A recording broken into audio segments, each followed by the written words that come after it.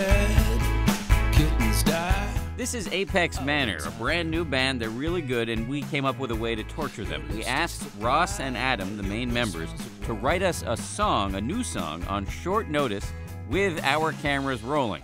And to add another layer of difficulty, we asked these guys who are from LA to make the song about New York City. Only then do I feel at home. I light up when it goes down.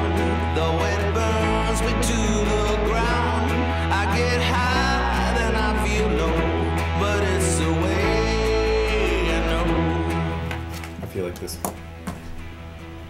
the story's there. You know what I mean? They chose as their subject a legendary, lonely New York City songwriter. So we decided to write a song about Ellie Greenwich, who is one of the Real Building songwriters. You know, she co-wrote Be My Baby and Leader of the Pack, and just hit after hit after hit. Hopped a flight to town. He was tough, but just for show. Now, we should say they cheated a little bit and did some of the writing out in LA, but the bulk of it happened here in a 3-hour session at their management's headquarters in Lower Manhattan. Maybe it doesn't really get the story. It doesn't yet. So maybe we drop that, push it down. We'll tell you how the song turned out in just a second, but first, a little background on these characters.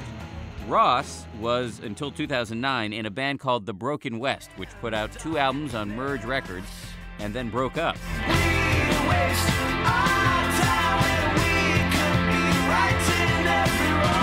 What happened after you broke up? For you? I got really depressed. Really? Kind of. I mean, because I was like, I was sad that, I mean, that had ordered my life for 4 years at that point, 5 years. It's like it had been that band. And so I felt very kind of adrift.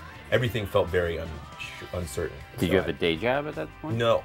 So you were unemployed and depressed? I was unemployed and depressed, yeah, and at home. Your car didn't work. And my car didn't start. Yeah. You know. It sounds like a blues song, you know?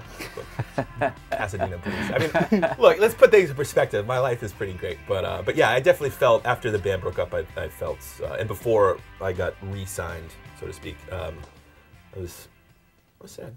Last year, during his sad period, Ross entered a songwriting competition on NPR. He came up with Under the Gun, which became the first Apex Manor song. Who are you to tell me what's not true? He enlisted his old songwriting buddy Adam, who quit his job in Washington, D.C. to join the new band. And how did this person convince you to abandon the career and... It's a solid career, but I don't know. There's something missing. And we've been writing songs for 12, 13 years now. Yeah, after the elections, I decided, hey, I'll leave DC and head out to Pasadena. I'm a cat to call, but I'm eager for a little less of time. Who wrote the lyrics for Teenage Blood?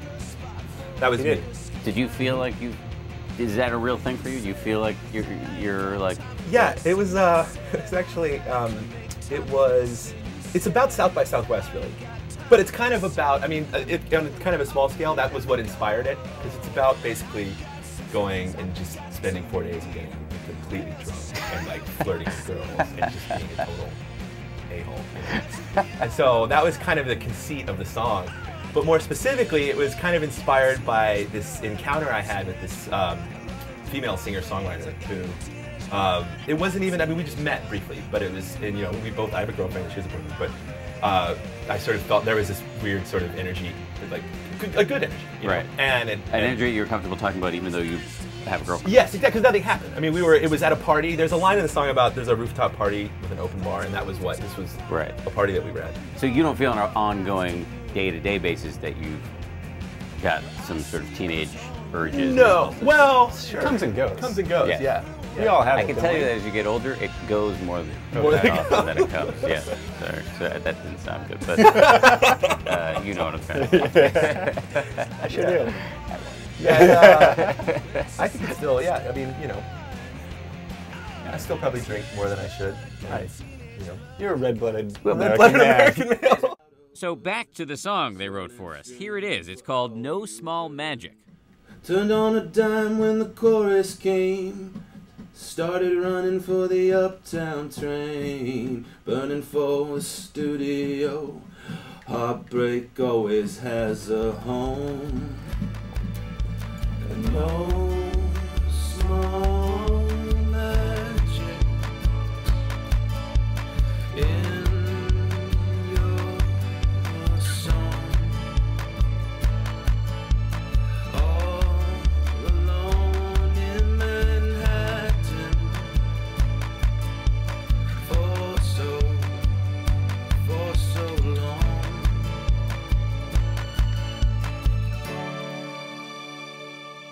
So, what was it like? You were a little nervous when we first said to you, "We want you to write a song under pressure." Yeah. So, how did it go? I think it went. I think it went pretty well. It went really well. Yeah. I'm happy with what we have. I mean, it's one of those things where I think I'd want to flesh it out a little bit more, because we didn't have, a ton of time. Right. You didn't get Hey Jude, but Right. but I think we wrote a good song. It may not be Hey Jude, but they like the song enough to release it through us. You can hear it on our website, abcnews.com/amplify. Smiling like a newlywed with a symphony in your